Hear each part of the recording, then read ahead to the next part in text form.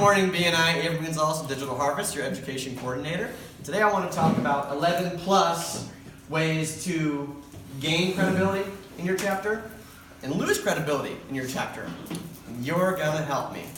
Right, so one of the things that Dr. Miser talks about, and one of the things that you learn about when you go to MSP, especially as a new member, is the VCP process: visibility, credibility, and profitability.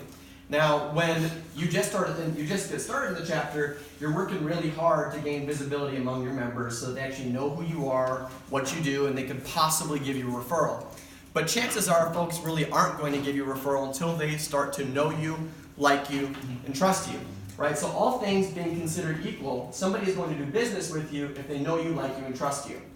So how do you build that know, like, and trust factor? How do you gain credibility with members of your chapter so that way you can start the process of receiving and getting more referrals?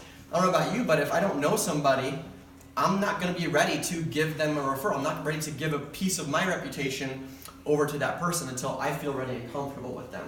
So we'll start with some of the ways that you can lose credibility with people in your chapter. So we got 11 plus ways. I'm hoping that you guys can help me come up with what's here on the paper. I'll fill in the gaps for you guys. So you just start shouting stuff out. What are some of the ways that you can lose credibility with the other folks in the room here today?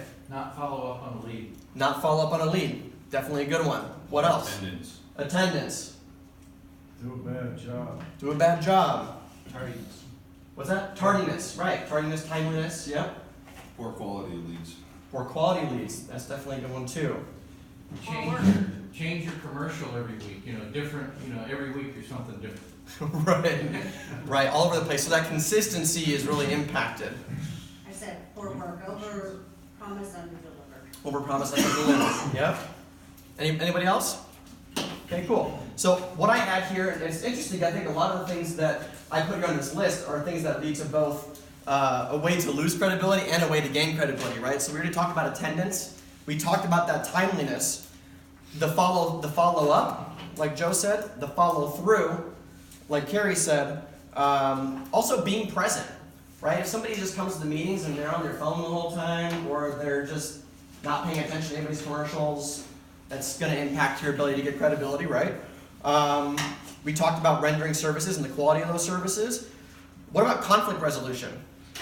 Right? That's a good one. So you can handle it really well. You can also handle it very poorly. Right? An example of it being handled poorly is if you have an issue with somebody, not saying anything, and then talking to the people about it, that's going to hurt your credibility. Consistency we talked about. Communication. What about communication?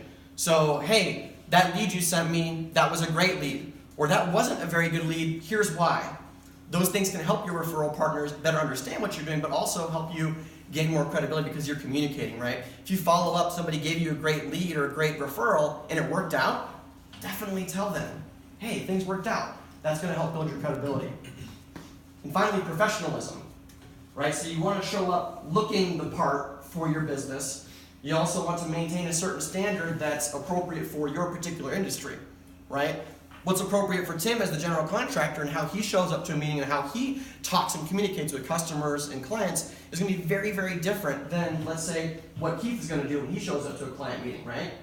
And the way that he dresses, the way that he talks. So those are the 11 plus ways that I came up with, and you guys came up with many of these things as well for how you can gain and lose credibility inside the chapter.